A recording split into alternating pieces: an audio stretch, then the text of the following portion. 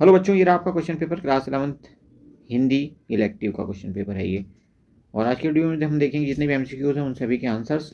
इसके बाद आपको डिटेल्ड वीडियो मिल जाएगा जिसमें आपको सभी XYZ क्वेश्चन के आंसर मिल जाएंगे, चाहे वो जितनी डिटेल में मांगा गया हो। ओके, तो यहाँ पे पहला क्वेश्चन आपका दिया हुआ है, ये पैराग्राफ पे बेस्ड है और अपठित बोध पे बेस्ड है। मतलब ये आपके सिलेबस से कहना चाहिए, सिलेबस के अकॉर्डिंग है बट आपकी किताबों से नहीं आया है, अपठित है, आपने नहीं पढ़ा है अपनी किताबों में। ओके जी, तो इस तरह के प्रश्नों को करने का सबसे आसान तरीका ये है कि 2-3-4 बार इस पैराग्राफ को आप पढ़ेंगे, 4-5-6 मिनट आपके लगने वाले हैं, लेकिन सबके सब सवाल आपके सही हो जाएंगे। पहला सवाल देखिए, लोगों के नैतिक और आध्यात्मिक उत्थान के लिए क्या आवश्यक है? स्वशासन आवश्यक है, अपना शासन, मतलब पराधीनता नहीं होनी चाहिए, किसी दूसरे का शासन नहीं होना चाहिए, जनता का खुद का शासन होना चाहिए। दूसरा देखिए, निम्नलिखित कथन ए और कारण आर को ध्यानपूर्वक पढ़ना है, उसके बाद आपने आंसर करना है। तो यहाँ पर आपका दूसरा का आंसर बनेगा ऑप्शन का। क्यों? कथन ए और आर दोनों सही है, मतलब कारण भी सही है, कथन भी सही है, और आर जो ए का सही व्याख्या भी करता है, आर ए की सही व्याख्या भी करता है। ऑप्शन ग आपका करेक्ट हो जाएगा। उसके बाद राजनीतिक हीनता का मनुष्य पर क्या प्रभाव पड़ता है? राजनीतिक हीनता मनुष्य को जागृत करती है, तो ऑप्शन ख आपका करेक्ट हो जाएगा। ओके,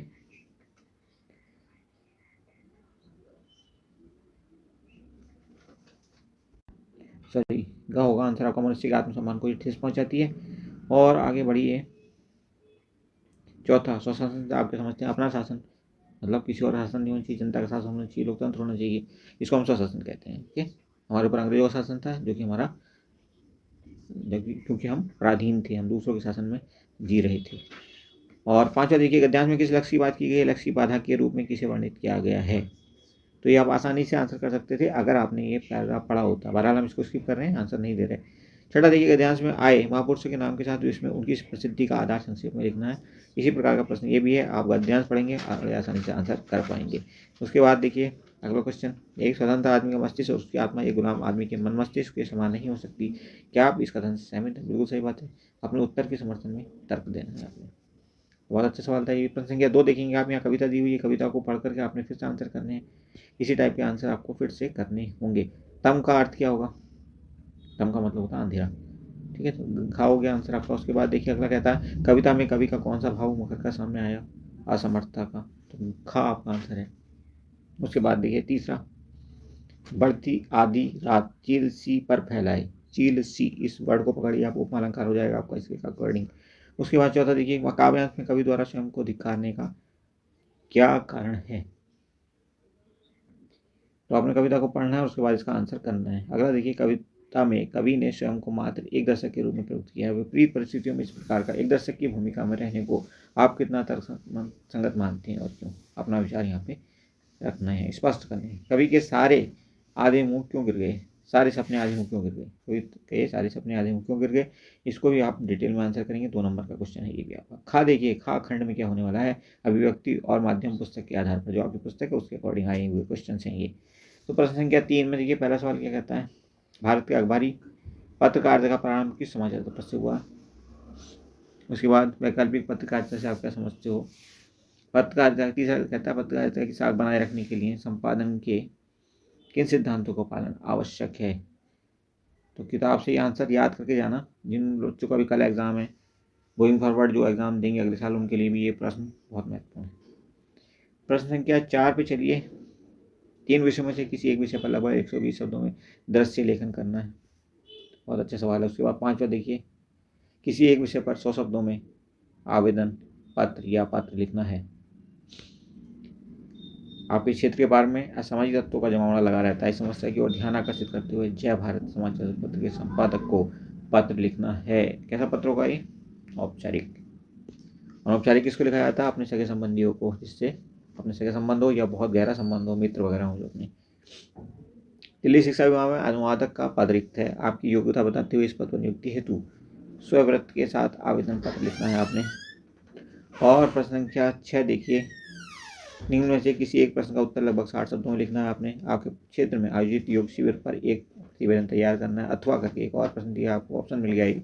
आपके विद्यालय में रक्तदान शिविर आयोजित करने के लिए विद्यालय में SMC की एक बैठक का आयोजन निश्चित हुआ। इस बैठक की कार्यसूची तैयार करनी है।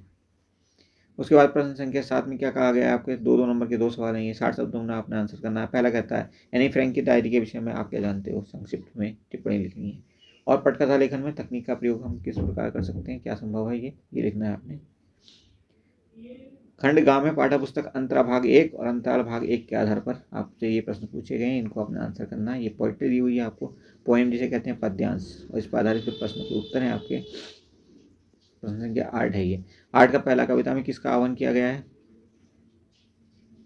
कविता में किसका आह्वान किया गया है, देशवासियों का आह्वान किया गया है, तो का आंसर आपका करेक्ट हो जाएगा।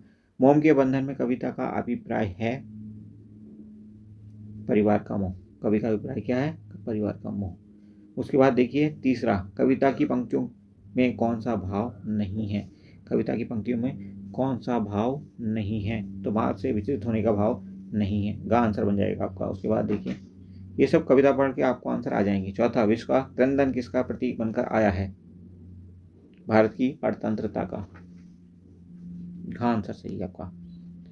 कविता का प्रमुख स्वर क्या है ये बताना है आपने, करुणा और शोक, कविता का प्रमुख स्वर क्या है,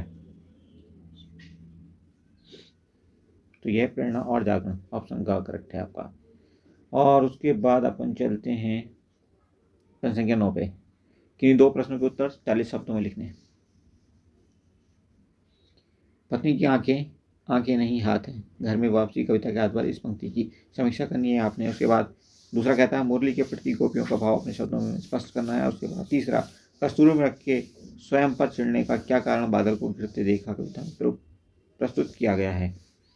प्रश्न संख्या 10 की ओर चलिए, इनमें से किसी एक काव्यांश की सप्रसंग व्याख्या करनी है आपने।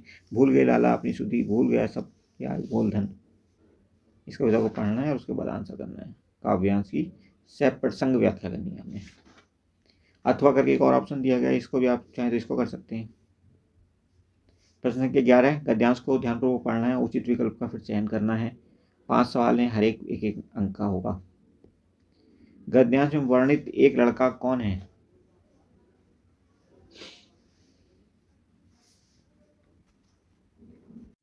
तो ये है लाल का एक दोस्त। अगला कहता है तू तो ठीक भारत माँ सी रखती है, यह कथन किसके लिए कहा गया है, जानकी के लिए कहा गया, का ऑप्शन करेक्ट है आपका। नेक्स्ट देखिए थर्ड, इसका 11वें का थर्ड, लड़के की कौन कौन सी विशेषताएं गद्यांश में वर्णित हैं, तो ये सभी विशेषताएं वर्णित हैं, घा आंसर करेक्ट हो जाएगा। उसके बाद आप चौथे पे चलेंगे, भारत माता के प्रति कौन सा भाव गद्यांश में मुखर हुआ है, कौन सा भाव मुखर हुआ है, अपनेपन का भाव, तो ऑप्शन खा करेक्ट हो जाएगा। और उसके बाद 5वां है, गद्यांश में विंध्याचल की साम्यता की गई है, किससे, नाक से। प्रश्न संख्या 12 देखिए, इसमें क्या कह रहा है, इनमें से किन्हीं 2 प्रश्नों के उत्तर लगभग 40 शब्दों में लिखने हैं। सपनों के टूट जाने की आवाज़ उसके कानों की को फाड़ रही थी, खानाबदोश कहानी के संदर्भ में इस कथन की स्पष्ट व्याख्या करनी है आपने। फिर दूसरा इसी ढंग से देखिए, फूले दंपत्ति के परस्पर संबंधों की तुलना में वर्तमान दाम्पत्य जीवन में आप क्या अंतर देखते हैं, उदाहरण सहित अपने उत्तर की पुष्टि कीजिए। और तीसरा कहता है भारतवर्ष की उन्नति कैसे हो सकती है, भाषण से ऐसी कोई 2 बातें लिखिए जिन्हें आप भारत की उन्नति के लिए आवश्यक समझते हैं। अब प्रश्न संख्या 13, हर एक एक नंबर का सवाल है, यहाँ पे भी 6 सवाल दिए हुए आपको, गद्यांश पर आधारित है ये, इसकी व्याख्या करनी है आपने। अथवा क्या करना है, फिर दूसरा दिया आपको, इसको भी ऐसे ही मांगा गया आपसे, इसको भी आप कर सकते हैं, या तो उसको पहले वाले को या इसको। प्रश्न संख्या 14 में देखिए, हर एक सवाल 2 नंबर का है आपका, 5 सवाल है ये। अब्बा ने पेंटिंग देखी और बेटे को गले लगा लिया, यह कौन सी पेंटिंग थी और बाकी चित्रों से यह कैसे अलग थी, इस पेंटिंग को बनाने का विचार हुसैन के मन में कब और कैसे आया।